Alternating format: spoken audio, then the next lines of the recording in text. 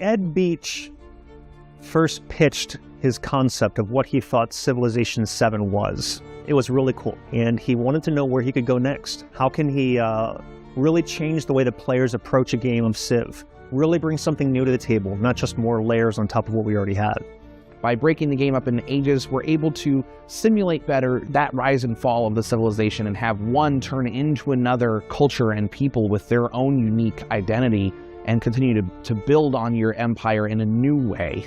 What makes Ages interesting is the ability to really focus in on that particular time period, whether it's the interaction between the civs, between the leaders, the nature of that interaction.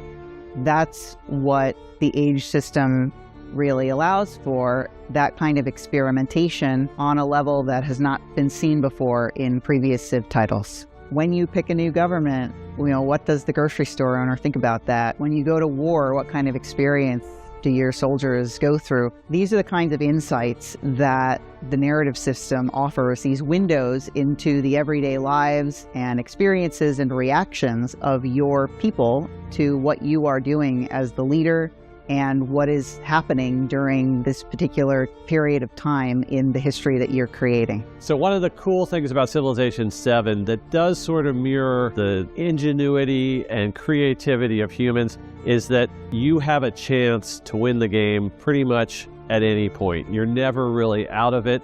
When you get to a new age, you get new strategies, you can pivot and change things up. And then in the final age, you get a chance for that sudden death victory to knock out the other players.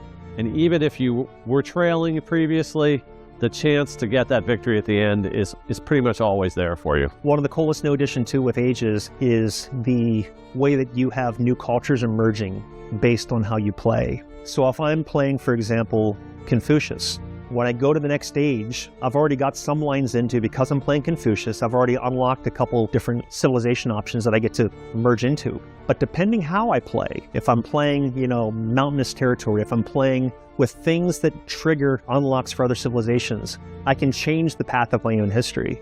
So when you get to the end of an age, based on how you've played, based on the civ you've chosen, based on the leader you've chosen, that determines the next cultures that are available to you to emerge as you go into the next age. It's a really cool growth mechanic that has you evolving and steering your culture as you go through time. When you get to the end of the game, when you get to the end of the modern age, you've got this truly multicultural empire that you've built. What matters at the end of the day is that you've built an empire that you are proud of and that you have had fun building and that you gain satisfaction from. I don't think our audience will ever realize how much they influence the game that we're working on. This is the first place I've worked where we actually look and listen to our fans and then integrate those things into the game to make it a better game. It's kind of like everybody's civilization, not just ours. We love our community. We always say that we have the best fans in gaming, and it's true. We love listening to our community, getting all of the feedback that we can about the game from Civilization VI and games prior. We gather it all, we listen to it, we make tweaks to it, and we put a lot of that thought and feedback into Civilization VII and continue to build it into the best game possible.